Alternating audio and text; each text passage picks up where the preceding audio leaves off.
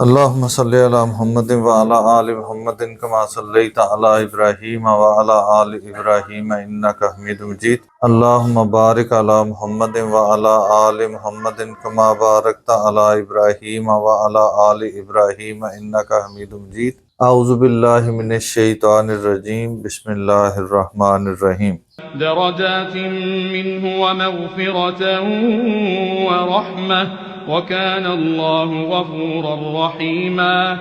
إن الذين توفاهم الملائكة ظالمي أنفسهم قالوا فيم كنتم قالوا كنا مستضعفين في الأرض قالوا ألم تكن أرض الله واسعة فتهاجروا فيها فأولئك مأواهم جهنم وساءت مصيرا.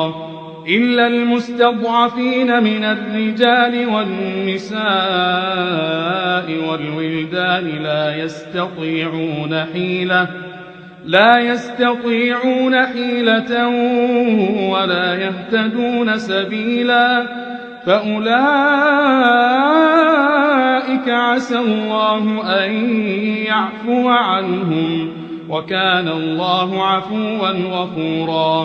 پچھلے سبق میں ہم نے پڑھا تھا وَفَضَّلَ اللَّهُ الْمُجَاهِدِينَ عَلَى الْقَاعِدِينَ أَجْرًا عَظِيمًا، اور اللہ تعالیٰ نے جہاد کرنے والوں کو ان لوگوں پر فضیلت دی ہے جو گھر میں بیٹھے رہتے ہیں. یہ اس وقت کی بات ہے جب جہاد فرض عین نہیں ہوا تھا، تو جو جہاد کا شوق رکھتے ہوئے میدان جہاد میں نکلتے تھے تو اللہ تعالیٰ نے ان کی فضیلت کی بات کی کہ جو نہیں نکلے وہ گناہ گار تو نہیں ہے، کیونکہ ابھی ان پر جہاد کو فرض تو نہیں کیا گیا، لیکن جو جہاد میں نکلے ہیں، میدان جہاد میں نکلے ہیں، ان کی فضیلت ان سے کہیں زیادہ ہے. ان کے لیے اللہ تعالیٰ نے بہت بڑا اجر رکھا ہے.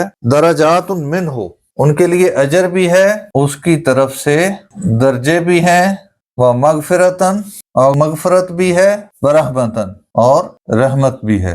یہ سارے انعامات کس وجہ سے ہیں؟ میدان جہاد میں نکلنے کی وجہ سے. وکان اللہ، اور ہے اللہ کی ذات، غفور الرحیمہ، بخشنے والی، رحم فرمانے والی. ان الذین، بے شک وہ لوگ، توفاہم الملائکۃ، جن کی روحیں فرشتے قبض کرتے ہیں، ظالمی انفسہم، اس حال میں کہ وہ اپنے اوپر ظلم کر رہے ہوں. قالوا فیما کنتم، ان سے وہ سوال کرتے ہیں تم کس حال میں تھے. قالوا، وہ کہتے ہیں، کنا مستضعفین فی الارض، ہم کمزور بے بس تھے زمین میں. ان سے سوال کیا جاتا ہے کہ تم دین پہ عمل کیوں نہیں کر رہے تھے، ہجرت کیوں نہیں کر رہے تھے، جہاد میں کیوں نہیں شامل ہو رہے تھے. ظالمی انفسہم کا مطلب کیا ہے کہ وہ اللہ کی نافرمانی کی حالت میں تھے جب ان کی روح قبض ہوئی. ان سے پوچھا جاتا ہے کہ تم کیوں تھے اس حالت میں، کیا وجہ تھی؟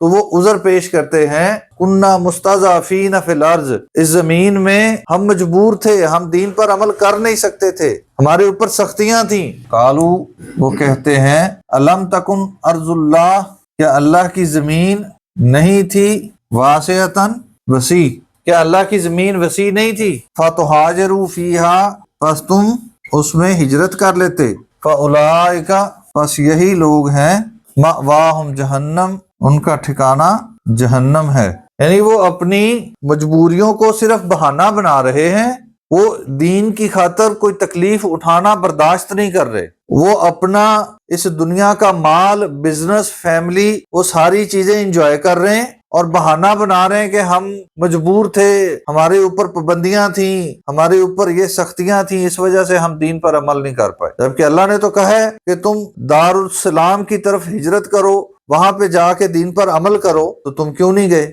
وساءت مصیرا، اور وہ جہنم بہت برا ٹھکانہ ہے. الا، سوائے، المستضعفین، بے بس، لاچار لوگوں کے، من الرجال والنساء، مردوں، عورتوں، والولدان، اور بچوں میں سے، لا یستطیعون حیلہ، جو کسی قسم کی تدبیر کی استطاعت نہیں رکھتے تھے.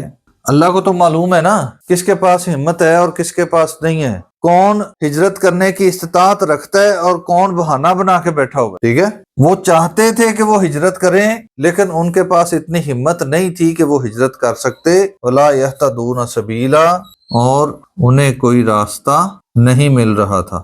ایسے لوگوں کا انجام کیا ہوگا؟ فَأُولَٰئِکَ، بس یہی لوگ ہیں، عَسَى اللَّهُ، ان قریب اللہ تعالیٰ، ان یعفو عنہم، ان سے درگزر فرمائے گا۔ وَكَانَ اللَّهُ عَفُوًّا غَفُورًا، اور بے شک اور ہے اللہ تعالیٰ درگزر فرمانے والا، معاف فرمانے والا۔ یہ ایسے ہی ہے جیسے اپنے آپ کو دھوکہ دینے کے لیے، لوگوں کو دکھانے کے لیے کوئی شخص رمضان شروع ہوتا ہے تو وہ ڈاکٹر سے دوائی لے کے آ جاتا ہے کہ میں بیمار ہوں لہذا بیمار پر روزے فرض نہیں۔ اللہ کو تو معلوم ہے کہ وہ کتنا بیمار ہے۔ اسی طرح اللہ نے جب حکم دیا کہ ہجرت کر کے دارالسلام میں پہنچو، تو جو لوگ بہانہ بنا کے ہجرت نہیں کر رہے تھے، اللہ کو تو معلوم ہے کہ کون بہانے سے بیٹھا ہے اور کون واقعتاً مجبور ہے۔ اللہ تعالیٰ روز قیامت ان کا حساب کر لے گا۔ اللہ تعالیٰ سمجھنے اور عمل کرنے کی توفیق عطا فرمائے۔